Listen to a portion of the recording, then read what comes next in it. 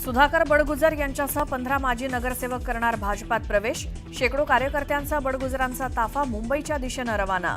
नाशिक महापालिका निवडणुकीपूर्वी गिरीश महाजनांकडून ठाकरेंना मोठा धक्का।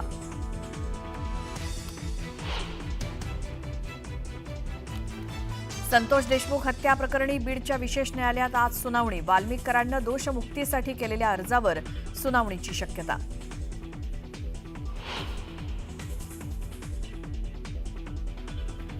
राज्य मंत्रिमंडळाची आज बैठक। राज्यातील जुने पूल, अतिवृष्टी आणि नुकसानीबाबत चर्चेची शक्यता।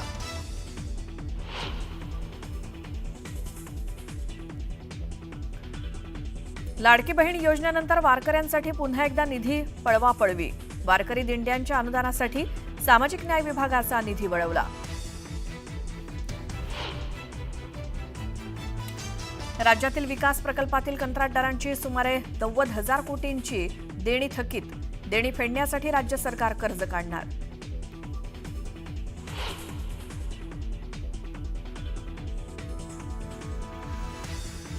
कोकण, सिंधुदुर्ग आणि घाट माथ्यावर आजही मुसळधार पावसाचा इशारा, तर मुंबईसह ठाण्यातही पावसाचा इशारा।